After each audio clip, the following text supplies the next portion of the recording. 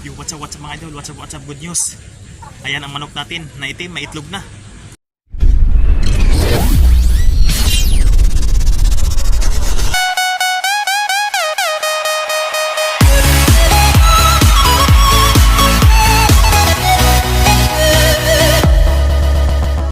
Ngayon ay May 2, 2024, ayan.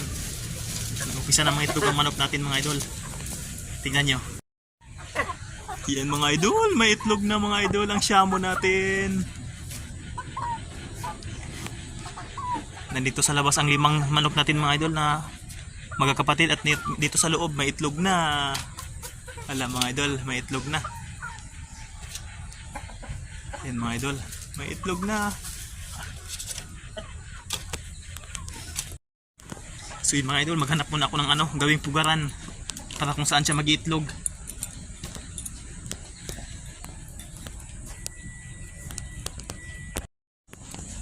Ito mga idol, pwede na to. Pwede na to mga idol. Maliit na baunan. Galing sa kulungan ng mga sisi ko dati na 6. Tatanggalin ko muna mga idol, tatanggalin ko. So what's up mga idol. Ito na mga idol. Nangitlog na ang ating manok na shamo. Ayan, nagawaan na natin siya ng pugaran. Ayan, bagong tubig mga idol. Ayos mga idol. Nangitlog na ang manok natin. Ayan, napakagandang balita. 7 months old mga idol na manok, mangingitlog na. Ayan, kita nyo naman. Ayan, malapit nang dumami yung mga manok ko. Ayan mga idol, maitlog na ang ating manok. Ayan siya mo. Ito siguro yung tatay mga idol, o yung kapatid niya. Ayan, malalaman natin yan pagpisa niyan. Pag pulos itim ang anak, malamang yung kapatid niya yung nakaupa sa kanya. Ayan. Yung what's up sa mga idol. Takpan na ulit natin ang plywood para hindi mainitan.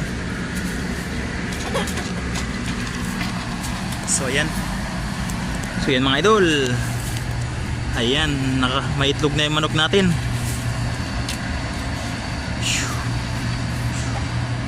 So yan mga idol. Kuha muna ako saglit ng feeds at bigyan ko ng konting feeds mga idol ang ating manok. Ayan.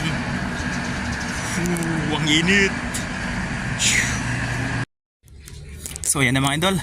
Nalagyan ko na ng konting dagdag feeds ang ating manok na nangingitlog. Ayan. Kita nyo naman. Yan ang ating manok. Yan, mangliit ng itlog niya mga idol. First itlog kasi ito niya. Ayan. So may tubig na rin sa fresh na fresh at panaming feeds. So ayan, hanggang dito na lang muna. So yan mga idol, hanggang dito na lang muna. Babalitaan ko lang kayo pag ilang piraso ang naitlog nito sa lahat at pag namisa na. Ayan, thank you for watching mga idol. Bye bye.